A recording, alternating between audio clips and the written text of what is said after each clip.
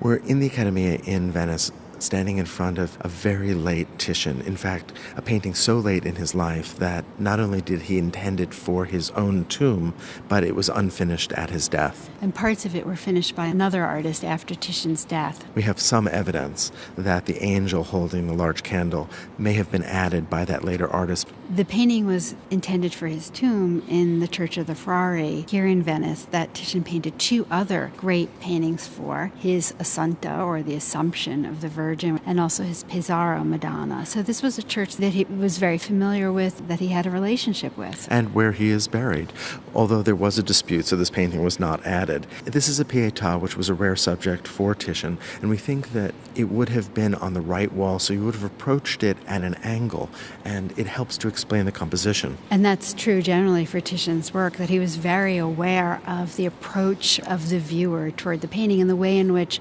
the figures depicted related to the viewer. Well, look at the composition of this painting. You have a very stable architectural form in the middle, and that might well create a sense of stability. But in Titian's hands, it doesn't, because he's got this wonderful diagonal that moves up from the lower right corner through the figure that is draped in red, that some art historians think may be St. Jerome, through the shoulders of Christ to Mary wearing blue, finally to Mary Magdalene who stands, and then that line is kind of stopped by her right hand.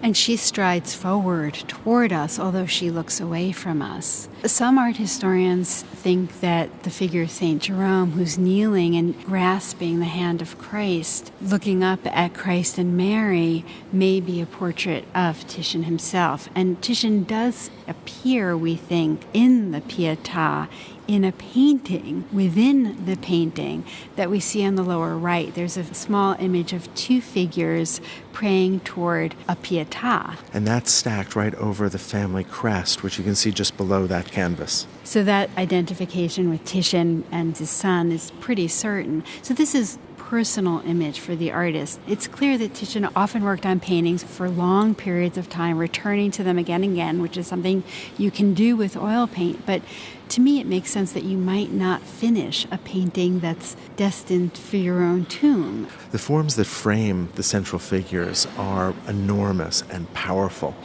On the left, you see Moses holding the laws, holding the staff that he'll strike a rock with to create a spring miraculously. On the right, you see a sculpture of a pagan holding a cross. So Moses from the Old Testament, the Sibyl figure from classical antiquity who prophesied the coming of Christ, and so therefore she holds a cross. And these two figures represented as sculpture because they are from the older pagan and Jewish traditions. But Titian also refers to his own history much more directly in this painting. In the center, there's this massive piece of architecture, this apse. We can see this rusticated masonry and a broken pediment at the top. But inside, you see this concave space with a mosaic at its top that reminds us of the mosaics in San Marco in Venice that were referred to in the paintings of Giovanni Bellini, the great Venetian artist that came before Titian. These were formative paintings for Titian's own early career, and here in his last years, he refers back to this history.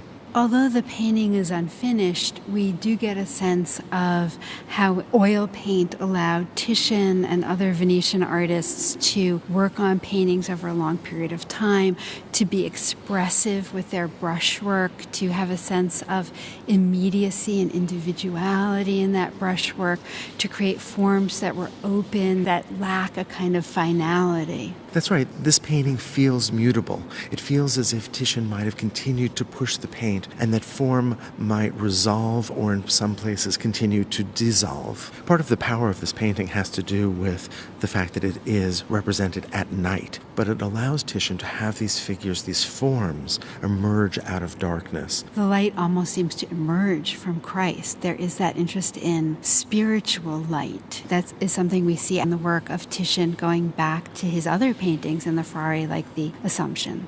The figures are life-size. The painting itself is probably about 10 feet high. This is still, though, a very intimate and personal image.